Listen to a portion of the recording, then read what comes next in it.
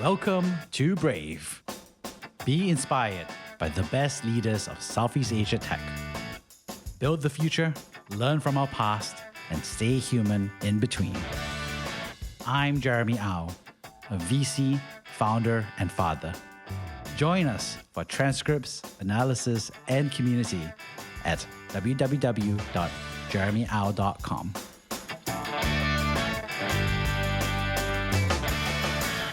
Hey, John, good to have you on the show finally after quite a long while. I think literally been a year since you tried to chase me down. Yeah, I think also because we know each other for the longest as well. And so it's also been the longest time we've been chasing each other for this recording. So anyway, here we are. Really excited to have you because we both started hanging out in Boston as Singaporean founders building something crazy in America. And then since then, our paths have been quite interesting since our days cooking in the kitchen together, and then to say the least.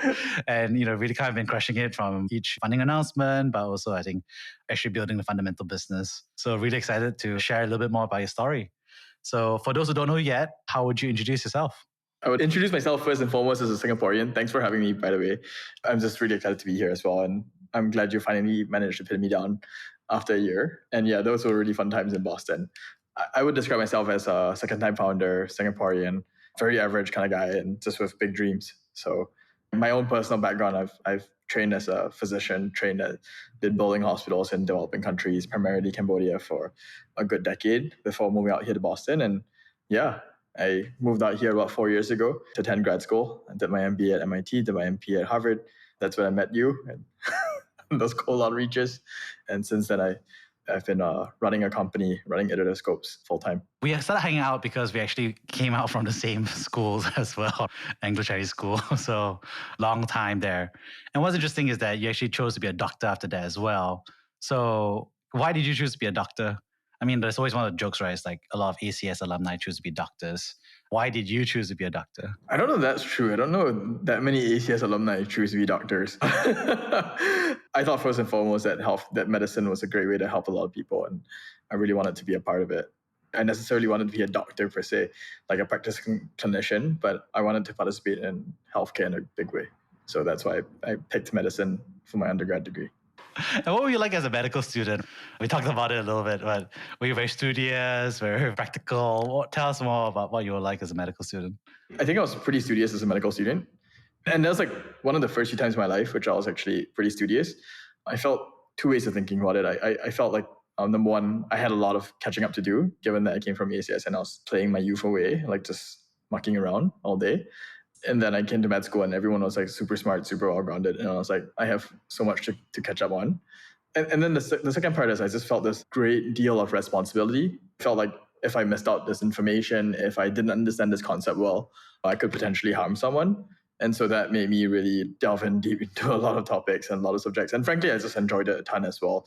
I just enjoyed the subjects that we were taught in medicine. And so I think for one of the first few times in my life, I actually sat down and studied a ton. What's interesting is that you chose a specialty, which is what everybody kind of like shows their first secondary choice, but it's actually a key one showing like what preferences you had. Jonathan, could you share about what you chose as your specialty and why you chose it?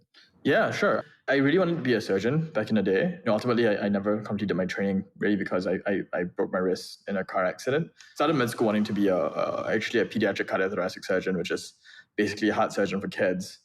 And then over time, at some point, wanted to be a pediatrician. And then I realized I didn't really enjoy dealing with the parents, overly anxious parents. And then right before I left clinical practice, I was planning on becoming a plastic surgeon, a reconstructive plastic surgeon. I think the reason why I chose it was easy to be outcomes-based, where your results as a surgeon are very easily visible to everyone, including your patients, and a lot of people could hold you accountable to it. The other part was there was a lot of latitude in terms of creativity to what you could and couldn't do as compared to many other surgical disciplines. And so that kind of led me down to that pathway. Yeah, it was a real fun time. I had a great time. I made a great deal of friends, many of whom my mentors and teachers and peers I still keep in touch with today. How do you feel like to have your car accident and have your wrist broken and that change your trajectory of being a surgeon? I think I was actually really fortunate on hindsight. It was actually a relief. Back in the day when I was practicing clinical medicine, I guess we're just taught to constantly put our heads down and grind. And one of the things it doesn't allow for is for you to examine the whys. It doesn't give you like space to think and breathe. And so coming right out of med school, we just like rush into housemanship, which is a really rigorous and tiring year.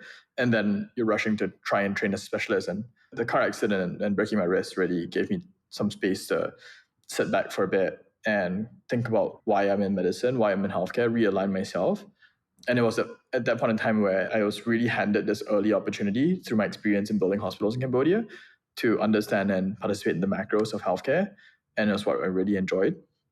It would be a real pity to not be able to utilize those skills to help a ton of people. Not to say like surgery doesn't help people, but it felt like a different scale. And I felt like I wasn't fully utilizing my skill sets.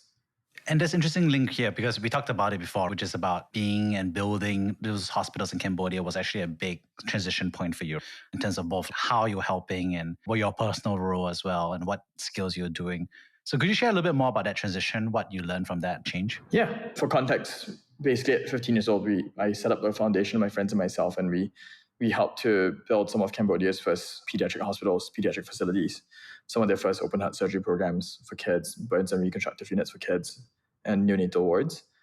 It provided me a ton of perspective in many ways. So for example, like the full spectrum of how healthcare is delivered. I also had the fortune of training at, besides Singapore General Hospital and NUH, I also trained at Mass General as well as Children's Hospital in Boston. And these are some of the best hospitals in the world and in Asia.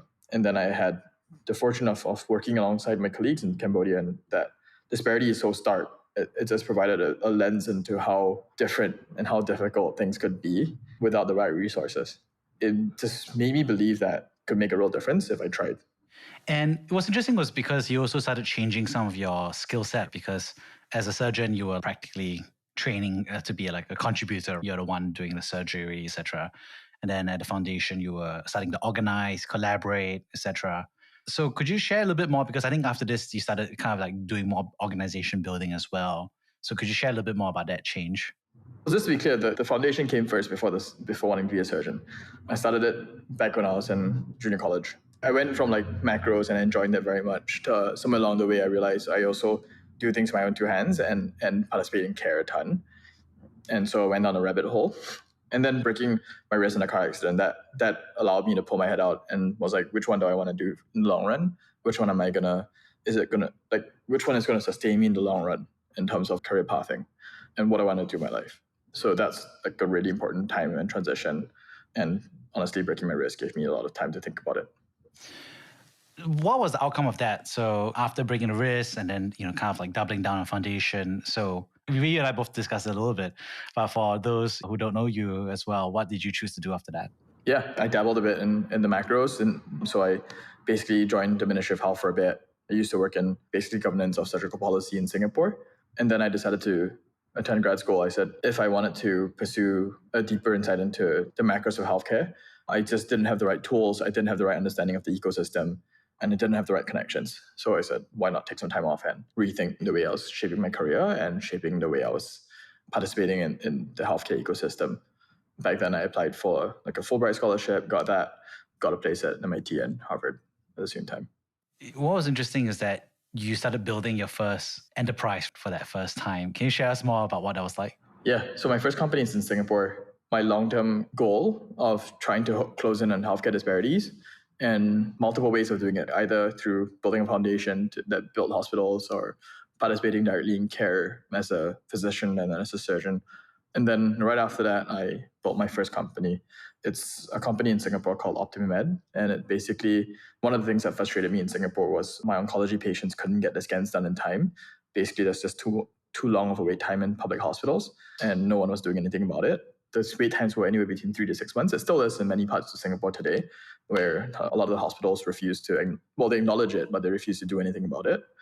And then there were many private centers that were willing to collaborate, that had excess capacity in their MRI scanners in places like Paragon, Mount Elizabeth, Shaw Center, and such. Novena, there's quite a number there. And it made no sense to me that patients who had a reasonable amount of money, wealthier patients, could access these private scanners and get the scan done. Whereas the patients I was participating in the healthcare system for, the patients who I really wanted to help, could not get the scans done in time. basically because they were stuck in the queue in the public hospitals. And it was really frustrating to me, have to see this over and over again. And so I decided to build a system which on the front end allowed public hospitals to have visibility into private center scheduling and availability of MRI scanners. And then on the back end, move data from private centers back to public hospitals. So basically allowing MRI scanners or MRI slots to become a single pool rather than two separate pools of public and private healthcare, which Singapore is a small country, right? So my view was that it just resources across the country should just be optimized across sector if you could. So that's my first company we built. It's still alive and kicking, still serving a couple hundred patients a month. We run it mainly to continue to enable patients to receive the scans. I've had many patients come to me, even my friends, they're like, oh, I didn't know this company was yours. We just used it. And I'm like, great. My friends' parents, I just sat down with them and they're like, is this company, like telling them while describing the company to them. And they're like, oh, is it OptiMed? And I was like, yeah. And they're like, oh, we just used it and it's great. That really brings me a ton of pleasure just to be able to impact so many lives and help patients who need it achieve their therapeutic goals faster. That's when you chose to go to Boston, and that's when we started hanging out. So what was the motivation for going to Boston and doing a master's degree? What were you trying to learn at that point of time? In coming to Boston, I actually picked the city before I picked the schools. I had worked as I mentioned, I worked in 2013. I was here for surgical training. I trained at Mass General Hospital Children's, and I was here for the Boston bombings as well. That one was really an eye-opener. It showed me how a resilient, really top-quality healthcare system could come together under stress, really pull through for their patients. The other thing is I really loved how there were a ton of people involved and so passionate about various parts of healthcare, all the way from basic therapeutics, basic sciences, all the way down to care delivery. And to me, there literally is no better place in the world to learn about healthcare, right? Engage with it. Really wanted to find myself back in Boston to be able to learn about it. I see myself as a constant student of the healthcare sector and being able to help people. And so bringing myself back out here, exposing myself to it and challenging myself to be able to interact with some of the best minds in the world and learn from them was a huge goal for me. What's interesting is obviously I remember we started hanging out because everybody was talking about, hey, there's another Singaporean and a founder. There's another Singaporean founder out there you should meet. And I remember reaching out and then we kind of like getting connected to you that way. What do you remember about us meeting? I mean, I know exactly how you reached out through Facebook Messenger. You're like, hey, your friend said I should hit you up. And then you're like, want to go Shanghai Fresh? Want to go eat the classic Singaporean? You're probably wearing the same black colored polo t-shirt, by the way. One size smaller now, so that's a good news. One size smaller. One size smaller. Good, so good. America was a large Uniqlo. Now I'm a medium-sized Uniqlo. So. But basically, I remember like this is like in the middle of winter. I think it was like January, and then sitting outside Shanghai Fresh. Yeah, basically we just go for like Sunday morning dim sum and like totally hit it off. Also, like we meet over good food. Just Shanghai Fresh is now probably one of my still one of my favorite places to go to for Sunday brunches for dim sum. I think it was just a great deal of similarities. I kind of recalled you from secondary school where you banned my ass from like computer lab for playing too much. Apart from that, there was a ton of similarities in our journey, and I think in the way we thought about the world. So I thought that was like super fascinating. Yeah, and I think what was interesting was both of us at the time were both, in that sense, founders who were figuring out the local ecosystem and then figuring out the next stage. Well, let's be clear here. You had figured it out. I was still like swimming in a puddle of shit. I had no idea what I was doing. At the start. I mean, it's like freshman hanging out with sophomore kind of perspective, right? Yeah. It wasn't necessarily that I was better. It's just more like I had a little bit more time. And I thought it was interesting because I think both of us was just dealing with a lot of the parameters, which was how do you work with VCs? How do you even pitch them? And then versus handling the business versus hiring versus getting stuff done on a personal basis. So there was a lot of stuff that we did.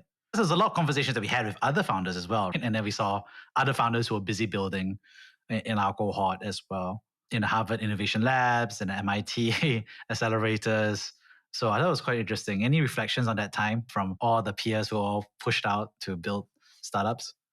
For the reflection between us, I felt like the cultural context was like when we discussed stuff and also the way we approach things were pretty similar. So I think like this just shows up in like cultural context and upbringing plays a big role in especially when you're leading an organization and have no guidance. It just plays a big role in how we make decisions. And so that kind of also made it super easy to hang out and whine about the same things in the same way. In some way, it was kind of reinforcing, but I don't know if that was healthy or not, but it was fun. This is probably like 2-3 years down the road since we early stage founders and we're hanging out. I think even maybe 3.5 years, 4 years. I think at least for the founders that were in our cohort, honestly, like grit and a little bit of smart is probably the two biggest indicators of success. Who's going to stick through it, who's going to figure the market out. Most folks are taking a big market anyway, but like, do you have enough grit to go and smarts to go figure it out? Yeah. Talking about that shared dynamic, I think you even persuaded me to kind of move closer to you. So we ended up becoming neighbors. You were like, can I be a roommate? And I was like, no, but you can move next door. Well, let's be real. I was living in a house, and what I decided was if I'm living far away from family and my support network, I should live with other founders.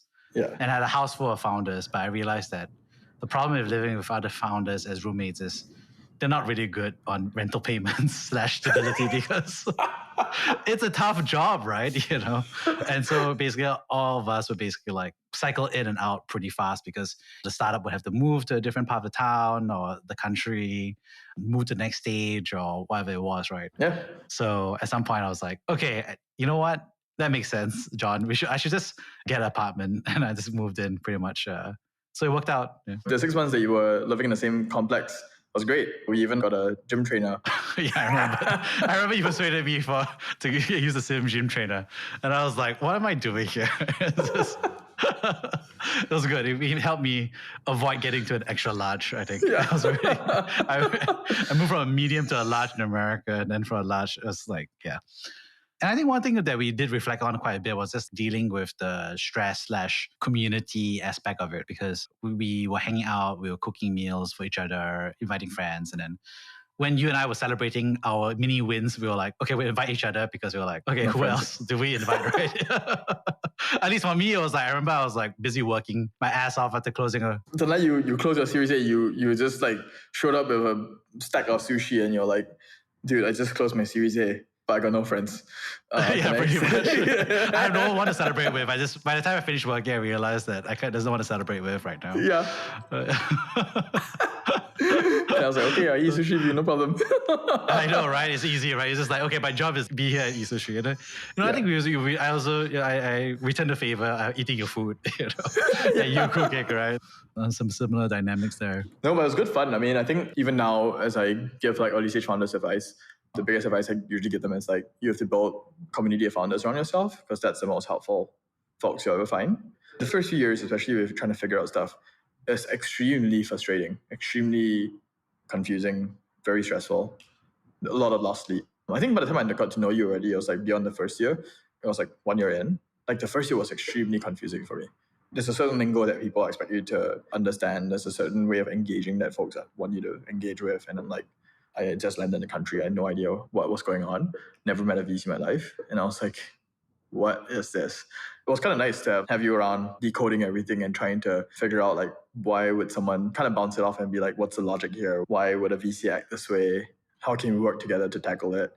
And I remember also even like looking at each other's, what was my seed deck and your Series A deck, and trying to pitch each other, even though you had no idea what I was working on and I had no idea about your sector.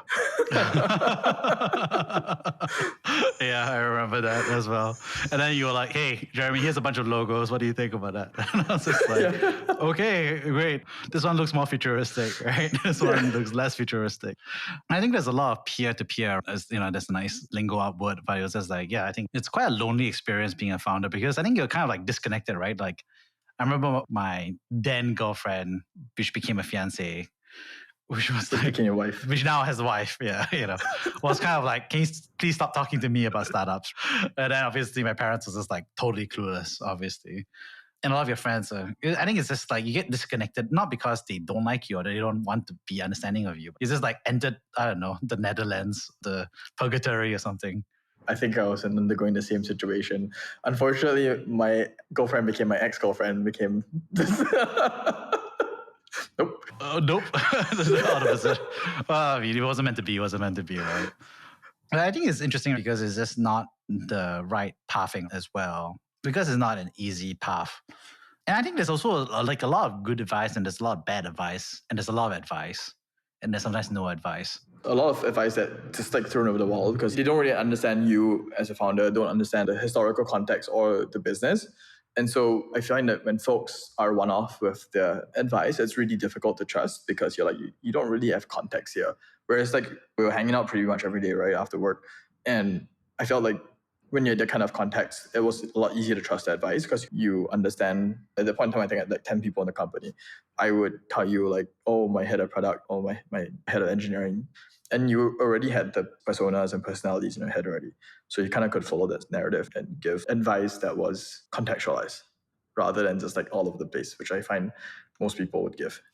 Yeah, you're jogging my memory now, which is the problem is that even if the mentor doesn't have an angle in terms of like their incentives, and of course, I think a mentor can actually correct for that because they can actually say that upfront and say like, this is my incentive, but this is what I should be thinking. I think even if they correct for that upfront, they may not be fully have the context needed to truly understand, right? It's still tough. Decisions aren't necessarily straightforward, right? So for example, so what I found helpful was also like, for example, we were pretty much similar life stage as well in terms of like overall financial situation. I have mentors who are like basically successful founders and they would make different decisions because they have different amounts of money in the bank. They have different risk equations. They have a bigger family, smaller family, don't want to have family kind of situation. Whereas I felt like as we were talking back then, we had a very, very similar, not just background, but also like this outlook in life. And also like even like being in B school, like not having the fullest bank account, you're like, damn, you're constrained in a certain way. It was just kind of helpful to not have to like level set and like think about all those additional components and be like, no, this guy's also early stage founder, also thinking about things in a similar way, right? The context is similar. And I think that's actually an interesting part, right? Because the truth is you can be friends with lots of people, but you're not necessarily friends with everyone. That's one way of looking at it. I don't know about you, man. I think you're friends with everyone. That's my take on it. Well, I mean, I'm friendly to everyone, but not everyone chooses to be friends with me. And the truth is, not everyone is a friend of mine as well, because I think there's some sort of reciprocity. Just because I'm helping someone doesn't mean that I trust them the same way they trust me. So there's no reciprocity, which is, I think, the crux of it. In that case, I'm more of a mentor or, yeah, I'm a friend to them, but they're not necessarily a friend to me. So I think there's a little bit of a peerness that gets to happen when you're both in the trenches at that time, which is hard to have, I think. And I think one interesting thing is that we talked about it a little bit since then, is that since then you also started to become that sophomore or junior because now you've like started raised the Series A, the Series B, and then every year we hang out, talk about the stuff. And then now other people are coming to you, right? So how do you feel about that? I raised my Series B right now, but I think more people still came to you at your Series A than people coming to me at Series B. I think you're just a much more approachable person. I just want to give you that. Okay, but go on. This is about you. Because I did see the number of people that were approaching you for advice. I'm like, damn, Jeremy has a lot of fans. Yeah, how do I feel about that? I think for me, I mean, I'm always happy to share advice, share journey. For myself, I guess I'm still very much thinking myself as like in the early stage of my journey. Sure, we might have hit some stuff out of the park, and that allowed us to raise a Series B and allowed us to grow the company pretty fast. But at the same time, like I still feel like I don't have that many things figured out. I'm still trying to learn as much as I can. And sometimes that makes me a little bit want to caveat my findings or my learnings and make sure that folks take it with a pinch of salt as well, right? A lot of things I realize I think I do is a little bit atypical. And I just don't want folks to like overgeneralize. That's a tricky part of it as well, which is that not only advice can be slanted or conflicted, not only can it be lacking context or the information, but it also can be overgeneralized or uniquely individual. So how do you deal with that? Do you have any thoughts around how you deal with it, either because you're giving it or you're receiving it? I think I do, as you previously suggested, kind of make sure that you caveat well, make sure you give the context, as much context as possible. You might feel it's a bit like law saw, right? Like you're saying too much. Like someone asks you a direct question, I take like 5 more sentences to answer it rather than just giving you a one-liner. But I feel like giving the context and like making sure that the folks understand the context to which you make the decision, for example, decide on a policy, is really important to give when you're providing advice to other founders. It's certainly not a one-size-fits-all situation, and I've never had those situations. That's an interesting phrase that you just said, which is choosing to be a little bit more verbose in your context, setting the context is actually some business communication can be seen as like, oh, you're being very long-winded or you're not getting to the point. But at least for some forms of advice, it's quite key so that you don't put someone on the wrong path. I guess starting to look at things here would be when you start thinking about reflecting on all that you've done so far, go from point A as a doctor to building your first company, to building out this new company, then all the way to raising a Series A, B, and all these things. Could you share a time where you have chosen to be brave? Yeah, I think bravery is, at least for founders, is pretty much an everyday thing. You wake up and there's a ton of unknown. There's just so much that you're walking into today. It's such a big adventure. For 5-10 minutes every morning, you really have to steel yourself and understand that today could be really awesome. It could be really effing awesome. Or it could really be shit and you have no idea what you're stepping into. And either way, you got to be okay with it. Either way, you got to come out on the other side and be like, tomorrow's going to be a better day. Tomorrow, I'm going to keep building this company and I'm going to figure it out. I'm just thankful that I have such a great team and I've got such great mentors, such great community around me that if I can't figure it out myself, I'm going to muster all the resources. I'm going to bring together all the resources I have to try and figure it out and it'll be okay. I think that's the daily grind of a founder, and taking that 5 to 10 minutes every morning to just be still and steel yourself, have your own ritual. For me, it's walking to work and playing the same song and making sure that I am prepped up for work, prepped up for my first meeting is important to me because otherwise you really don't know where you land. Tell us more about what that daily ritual looks like for you.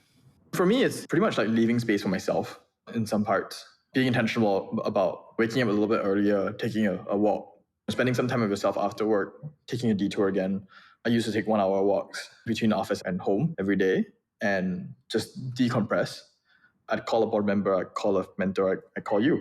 I just called you on Wednesday to talk things out. It's not just therapeutic as well, but sometimes just hanging out with people you trust and being able to share openly and then getting a different perspective sometimes opens a lot of different options that I wouldn't have thought about myself. And I'm like, damn, this is really, really awesome. But also therapeutic and helps me to decompress as well because sometimes the weight on your shoulders is pretty big. When you think about that weight, why is it weighty? Why is it heavy? If you think about it from the company's perspective, you have basically 110 people now working for Iterative Scopes, and every decision I made, every communication I make changes so many lives. It causes so many people to do something. Every product decision I make will potentially impact thousands of patients, millions of patients. Those are weighty decisions. What am I doing the right thing? Am I deciding the right thing? Bringing the right folks around the table to help me out? Am I hiring the right person? Am I designing my product in such a way that it truly helps the patient and not inadvertently hurt someone? These are like everyday questions that as I'm making decisions in the company, it does weigh on you after all. It accumulates, and sometimes years later, you're like, damn, maybe I shouldn't have done that this way. Maybe I should have. I think the medical training comes in handy. In medicine, a lot of times we describe this inability to, you shouldn't beat yourself up too much over past things you perceive to be erroneous in the past because you just didn't have the context, the environment at that time. You just used the maximum amount of data, maximum amount of information you had at that point in time and made the best decision you could make. Yeah, on retrospect, could I have made a ton of better decisions? Yeah, I could, but I just didn't have the information, didn't have the context, didn't have the experience to go make it. But what's important is to make sure that you're keeping yourself on the ball there, keeping the feedback loops short and learning as fast as you can from it. I think that's really important. How do you take time out for yourself? So you mentioned that a few times. And you take time out for the walks, and then how do you take time on a more regular basis to process all that? Yeah, I think sometimes on tough days, on like really tough days, there's even days where I take an hour out and I pick a random computer game and I play it just to go down a rabbit hole. You know it as well. Other times I'm just too stressed out. I need to go on a trip and I book the next ticket out and I travel just to remove yourself. Because sometimes you spin in circles. In the same environment, you kind of spin in circles. You're not thinking out of the box. You're not kind of thinking creatively because you're just seeing the same problem in the same, only one way of solving it in your mind. Sometimes removing yourself from the environment helps you to, or like talking, like sometimes I fly down to San Francisco. I live in Boston. Sometimes I fly down to SF to meet some mentors because I'm like, I need a different perspective. I need to be in a different group of people so that I can maybe think about something differently. Oh, I just pick up the phone and thankfully I think I have an A-class board who are essentially I can treat as friends. That I didn't come to know them as friends, but at this point in time I can treat them as friends. And I pick up the phone and I call them as well. And I'd be like, hey, I've got this problem. What do you think about it? Have you seen it in other companies? What would you do if you were me? And they don't expect me to do what they say, but they give me their frank opinion. As you do all this, if you had a time machine going back to a time when you were just starting out to be a medical student in your first year, little time machine, you travel back, what would you share with yourself over a beer or tea, whatever you choose? First year medical school, Yeah. keep working out. After NS, man, I let it go downhill so fast. Oh my goodness. I think apart from that, honestly, I really wouldn't change that much. I've enjoyed the journey. I think it's important to appreciate the choices you've made and just live with them. They all happen for a reason. I wouldn't have repeated everything. Like the choices I've made have led me here. I don't have regret that I'm here where I am today. I just enjoy the amount of empowerment I've had, the amount of friends I've made along the way, the number of mentors that are looking out for me today. I'm just like, these are like, I could not ask for better. And I'm just like, you just got to appreciate it and appreciate the journey. Awesome. When you think about all of that, obviously, you also see that there are founders who are kind of like in the suck. In the what? In the suck. What's the... They are like in a sucky position as well, right? Okay. Like both of us at Shanghai Fresh, just figuring stuff out, eating dumplings, eating xiao long bao. And there were many times when we're eating frozen food out of my fridge. Yeah, exactly. Because we were in, now you're new term, I've not heard that you use that, but yeah, in the suck. We were in the suck many times. We have done that, and obviously you have different paths, everything. So what advice would you give to folks who are kind of like in the suck, struggling or not really clear what to do, what the next steps will be, not sure who to talk to, not sure whether the company is on the right path or not sure if they should keep going or not, or whether they should keep going or not? How would you help them think through it? What advice would you share? Yeah, I think one of the earliest skill sets that I learned to have was to talk openly about the problems I have and to describe it accurately. I think many people try to paint a really rosy picture around their startups, around themselves, because there's this pressure to constantly be like, that LinkedIn post of like, proud to announce this, every day proud to announce something. And we're like, God damn it, I know every day cannot be like this. It's the same thing about this like body image problem where you have all these supermodels like posting only success stories on LinkedIn, on Instagram, and you're like, damn, why does everything look so good? And then you feel the pressure to need to do the same as well, because you're like, well, everyone is enjoying their life. I would say that's recipe for disaster, right? So I know like when I hung out with you, we were telling each other, we had some insane stories, right? I wouldn't repeat them here, but like the stories were pretty insane of like what happened at work today. And you're like, oh my God, how could this even happen? This wasn't even the 99% probability that would happen. And someone did it. And being able to share that and being able to be like, share that openly, firstly, is just being able to share the burden. Like having someone to listen to you and having someone to like appreciate that difficulty is number one. But number two, it also, I think inherently the folks around you want to help you out. But if you don't give them a way to help you, if you don't give them an accurate picture, it's just really difficult to help you. Because imagine like for 3 years, every day you're saying like, the sun is so bright, sky is so clear. And then one day you're like, oh, I'm in this deep hole. And then everyone's like, no context to it. They don't understand how you landed there. I think that makes it really tough for people to understand where you are on your journey. And it's something I highly discourage founders to do. Because we all know it's not that easy. I would advise founders to learn that skill early, especially if you're in what Germany calls the suck. Yeah, I think that's actually a very true statement, which is that you can have all the founder community that you have, but if there's no truth that you're projecting or sharing to the community can't help you either. If you're lying to other people, you're definitely lying to yourself. And if you're lying to yourself, you're lying to other people, and no one can help you at that point in time. You're building a wall around yourself, right? And we're like, you don't look so good, but you keep telling me it looks good. And I'm like, you obviously don't want me to help you, right? You don't want anyone else near you. I'm like, okay. Those founders, right? We all know, we're all guilty of it in some way. Can't say that I go to VCs and tell them my deepest, worst problems in my life. Okay, yeah, no one's saying that for sure. But yeah, don't go doing that. But also tell a true story. Tell them where the problems are, because the really good ones will want to come on board and help you out, help you solve them. Because when you knock these big problems out of the park, firstly, a lot of these problems are solvable. But when you do knock them out of the park, that's when you build a really wonderful, big company. Yeah, because at the end of the day, I think the hardest part is reality, right? The reality of actually building the business that doesn't want to exist because it hasn't existed yet. It's always easier to not do anything, right? It's always easier. Yeah. Right? Yeah. That's the real hard part. Yeah. You're just reminding me so much about flashbacks of all the times, right? I mean, there were some hard days. I was like, Jeremy, show me your dashboards. Yeah, crazy. We were sitting downstairs and I was like, Jeremy, pull out your dashboards, show them to me. What does your dashboards look like? Give me your metrics. Yeah. And you're like, I remember you hesitated for like a brief 30 seconds. You're like, okay, screw it. Here it goes. Haven't showed anyone this outside of the company, but here it goes.